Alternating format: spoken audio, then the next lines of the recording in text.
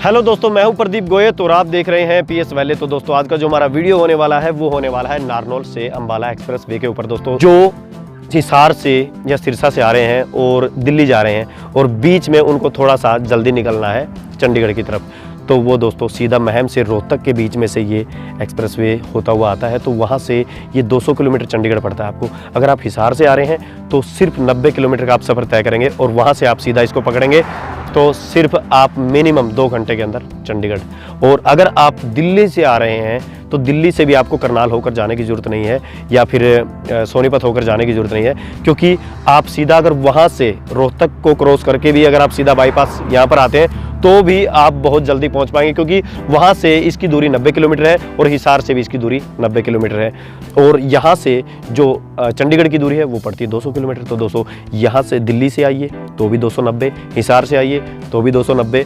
ये 200 किलोमीटर का एक्सप्रेसवे है और 200 जो एक्सप्रेसवे होती है उसकी मिनिमम स्पीड होती है 100।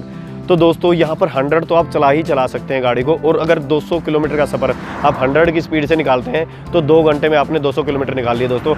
और जो नरवाना की तरफ से जो हाईवे जाता है वो नेशनल हाईवे है, और दिल्ली की तरफ से जो करनाल होकर जो हाईवे जाता है वो भी नेशनल हाईवे है। तो वहाँ पर जो स्पीड लिमिट है वो 80 है दोस्तों। और 80 की स्पीड से जाना और 100 की स्पीड से जाना दोनों अलग अलग चीज़ें हैं, क्योंकि गाड़ी के जितने ब्रेक आप लेते हैं, जितनी कम ज़्यादा स्पीड करते हैं, उसी हिसाब से पेट्रोल की एवरेज में भी फ़र्क आता है दोस्तों। तो ये वाला तो वीडियो दोस्तों आपके लिए, तो दिखाता हूँ मैं किस तरह का एक्सप्रेस वे है ये। वैसे दोस्तों जो रेवाड़ी से चंडीगढ़ की तरफ जाना चाहते हैं उनके लिए तो इससे अच्छा ऑप्शन हो ही नहीं सकता।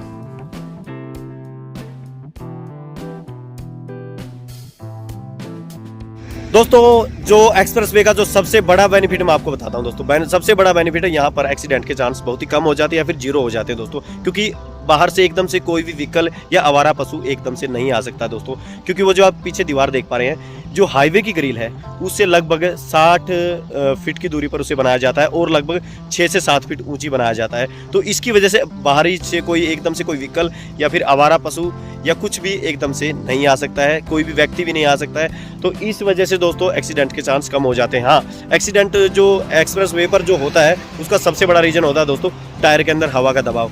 अगर क्योंकि यहाँ पर 100 की स्पीड से गाड़ी चलती है दोस्तों, अगर आपके टायर के अंदर हवा का दबाव आपने बहुत ज़्यादा रखा है तो टायर फटने की वजह से भले ही एक्सीडेंट हो जाए या फिर आप सो जाएं, तो ये भी एक रीज़न हो सकता है। वरना एक्सप्रेस वे पर आपके एक्सीडेंट के चांस बहुत ही कम होते हैं दोस्तों।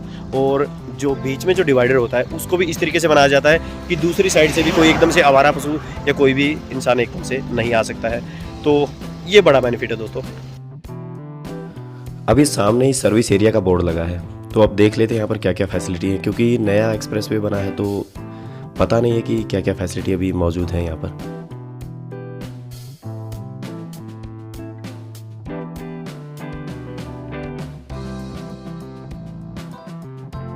तो यहाँ से सर्विस एरिया के लिए लिंक रोड आ गया है, चलिए एंट्री करते हैं।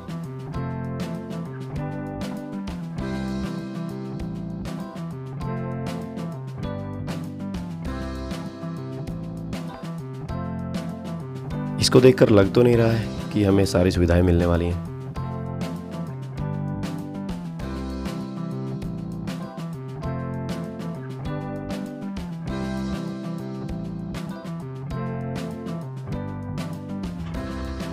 तो यहाँ पर ये टॉयलेट बनाया गया है और ये वाला भी रेडी हो रहा है। अभी तक रेडी हुआ नहीं है, वैसे लगता है कोई रेस्टोरेंट ही बनने वाला है। इसके अंदर चलकर देखते हैं।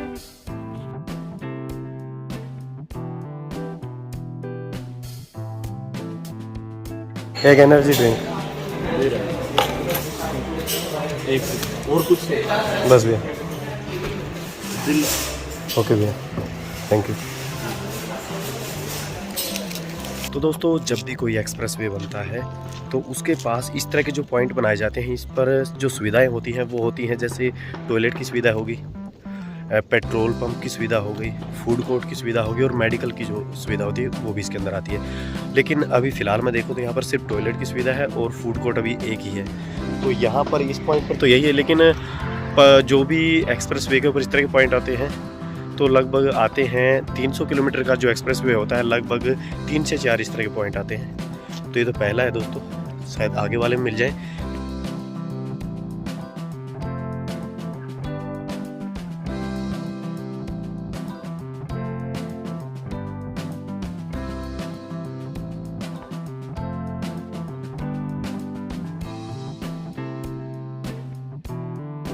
दोस्तों अगर आप लोग नहीं जानते तो एक्सप्रेसवे की एक चीज़ और मैं आपको बताता हूँ कि यहाँ पर अगर आप एक बार एक्सप्रेसवे के ऊपर चढ़ गए तो आपको टोल देकर ही नीचे उतरना पड़ेगा। दूसरा, आपको 30 से 40 या फिर 50 किलोमीटर के बाद ही एग्जिट मिलेगा। तो इस पर चढ़ने से पहले थोड़ा सोच लीजिएगा दोस्तों।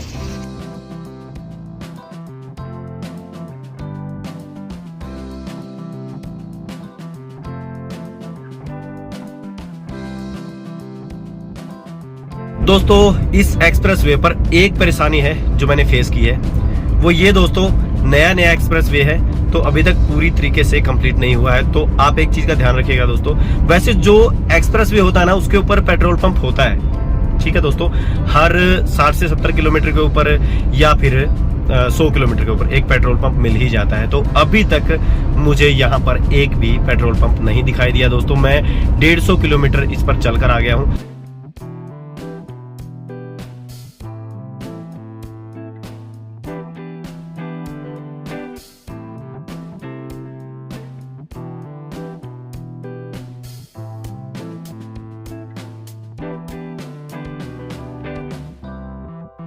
दोस्तों हर एक्सप्रेसवे पर पुलिस होती है, लेकिन मेरे को यहाँ पर अभी तक कोई भी पुलिस की गाड़ी दिखाई नहीं दी है, क्योंकि मैंने 150 किलोमीटर निकाल दिया दोस्तों। तो अभी तक नया बना है तो शायद गाड़ियां चक्कर नहीं लगाती होंगी। और वैसे भी अगर आपको यहाँ पर पुलिस मिल भी जाती है तो वो आपकी सहायता के लिए है, ना कि आपको तंग करने के लिए। जी हाँ दोस्तों, एक्सप्रेसवे पर जो पुलिस होती है वो ये चीज देखने के लिए होती है कि साइड में कोई गाड़ी तो नहीं रुकी है, क्योंकि यहाँ पर साइड में गाड़ी रोकना अलाउड नहीं है। और दूसरा, अगर गाड़ी रुकी है तो किस रीजन से रुकी है, क्या उसको कोई तकलीफ है या फिर किसी और कोई और रीजन है, तो ये देखने के लिए दोस्तों। और रही बात चलान की, पुलिस यहाँ पर चलान आपको करती हुई नहीं दिखाई देगी, क्योंकि यहाँ पर चलान जो आपके जो कैमराज लगे हैं, हर 40 से 50 किलोमीटर के ऊपर कैमराज लगे हैं जो आपकी स्पीड को चेक करते हैं। और अगर आपकी स्पीड 100 से ज़्यादा होती है तो आपका चलान आपके घर पहुंच जाता है। तो दोस्तों अभी तक जो सबसे बड़ी परेशानी है मेरे को यही दिखी है कि मेरे को 150 किलोमीटर के बावजूद भी एक भी पेट्रोल पंप नहीं दिखाई दिया है। तो अभी तक के लिए मैं यही बोलूँगा कि अपनी टंकी को फुल करके ही इसके ऊपर आइएगा दोस्तों, वरना इसके ऊपर आने का कोई फायदा नहीं है। लेकिन अभी देखते हैं, यहाँ पर अभी देखा होगा दोस्तों आपने साइड में एक कैफिट एरिया और पेट्रोल पंप, ये जो सारी सुविधा, इनका एक बोर्ड दिखाई दिया है मेरे को। देखते हैं अगर वहाँ पर कुछ मिल जाता है तो अपने लिए। तो अभी यहाँ से करनाल 50, पेवा 17 और अम्बाला 68 है।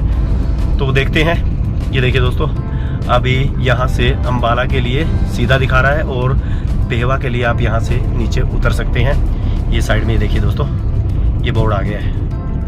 और अभी देखते हैं, मेन तो अपने को अभी पेट्रोल पंप की तलाश है। तो ये देखिए दोस्तों, यहाँ पर 500 मीटर की दूरी पर दिखा रहा है कि यहाँ पर पेट्रोल पंप है। तो चेक कर लेते हैं, यहाँ से नीचे उतरेंगे। तो एक्सप्रेसवे का जो सही जो फायदा है वो आपको रात को ही दिखाई देगा, क्योंकि रात को भी आप उतनी ही स्पीड से चल पाएंगे, क्योंकि बहुत सारी लाइटें वाइटें यार बहुत कुछ लगा होता है। तो ये एक जो है मेन फायदा इसका जरूर आपको मिलता है। कितनी भी रात हो, आप भले ही कितनी भी रात ऐसे ही चलाते रहिए गाड़ी, कोई दिक्कत नहीं है। और अभी यहाँ पर देखते हैं दोस्तों कोई पेट्रोल पंप मिल जाए, क्योंकि अभी तक दोस्तों कोई पेट्रोल पंप नहीं आया है। यहाँ पर भी मेरे को फूड कोर्ट दिखाई दे रहा है, लेकिन पेट्रोल पंप यहाँ पर भी नहीं है दोस्तों, गड़बड़ हो जाएगी दोस्तों। हमारी फूटी किस्मत, इतना चलने के बाद यहाँ पर भी कोई पेट्रोल पंप नहीं है दोस्तों। और गाड़ी लगभग अभी रिजर्व लग गई है, तो रिजर्व के बाद भी वैसे तो गाड़ी 100 किलोमीटर निकाल देती है, फिर भी क्यों रिस्क लें। तो मैंने सोचा था यहाँ पे पेट्रोल पंप होगा, लेकिन दोस्तों यहाँ पर सिर्फ एक फूड कोर्ट है और अभी तक कुछ भी नहीं है। तो हाँ, एक भाई ने अभी एक सॉल्यूशन बताया मेरे को, जो रोड के दूसरी साइड है, जैसे हम अम्बाला से अगर नारनौल की तरफ जाते हैं तो लगभग उस साइड के लगभग जो कैफेटेरिया है या फिर जो पेट्रोल पंप है वो तैयार हो चुके हैं। तो अभी भाई ने बोला कि उस साइड में अगर जाएंगे तो पेट्रोल पंप मिल जाएगा। तो चलिए वहीं से पेट्रोल का इंतजाम करते हैं अभी। तो इस तरह के टनल बनाए गए हैं, रोड के इस साइड भी कैफेटेरिया है और दूसरी साइड भी कैफेटेरिया। तो उस साइड का तैयार है, इस साइड का अभी तैयार नहीं है। तो चलिए उस साइड पर चलते हैं। देखिए दोस्तों, यहाँ पर फूड कोर्ट दिखाई दे रहा है। और रही बात पेट्रोल पंप की, तो भाई ने बोला था उस साइड में, तो वहाँ पर वो सामने पंप है दोस्तों, और वो शायद चल रहा है। चलिए डलवा लेते हैं पेट्रोल। तो दोस्तों पेट्रोल तो मिल गया है यहाँ पर, क्योंकि अभी रोड के दूसरी साइड में आए तो लगभग यहाँ पर जितने भी पेट्रोल पंप वो स्टार्ट हो चुके हैं, फूड कोर्ट भी यहाँ पर स्टार्ट है। तो अगर आपको ये दिक्कत आती है तो आप जो कैफेटेरिया जो भी आपको दिखाई देता है उसके नीचे से एक टनल आती है, टनल को क्रॉस करके रोड के दूसरी साइड आपको पेट्रोल या फिर फूड कोर्ट मिल जाएगा। क्योंकि ये दोनों साथ साथ ही बनाए गए, चाहे रोड के उस साइड हो या उस साइड। तो तो ये आपको बेनिफिट मिलेगा दोस्तों, ये ध्यान रखिएगा।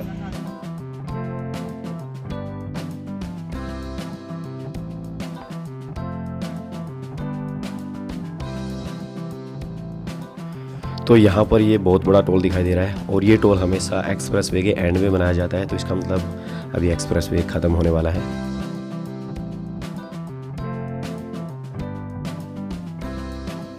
दोस्तों जैसे ही मैं ये टोल क्रॉस करता हूँ तो उसके बाद जैसे ही मेरा टोल कटता है तो मैं आपको बताता हूँ कि यहाँ पर आने के बाद इस एक्सप्रेस वे पर मेरा कितना टोल लगा।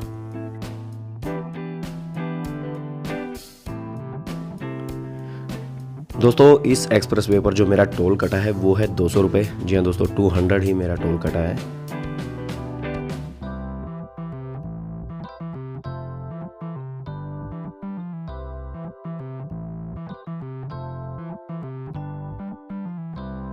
देखिए दोस्तों, रात हो चुकी है, बिल्कुल अंधेरा है, लेकिन उसके बावजूद भी आप अपनी स्पीड को 100 रख सकते हैं, क्योंकि सीधी सी बात है दोस्तों, साइड से तो कोई भी आवारा जानवर या कोई भी पशु तो बाहर से आएगा नहीं। तो इस अगर बाहर से कुछ नहीं आएगा तो आप अपनी स्पीड को बढ़ाकर रख सकते हैं, तो कोई दिक्कत नहीं है।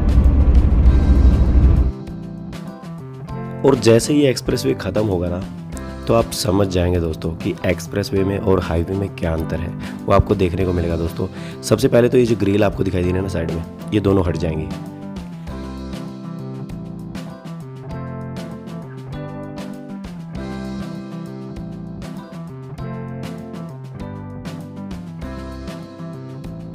तो दोस्तों यहाँ पर ये अपना एक्सप्रेस वे ख़त्म होता है और अब स्टार्ट होता है नेशनल हाईवे। और आप देखेंगे जो ग्रिलें हैं वो हट चुकी हैं और अब कोई भी आवारा पशु या जंगली जानवर उस साइड से इधर आ सकता है एकदम से गाड़ी के सामने।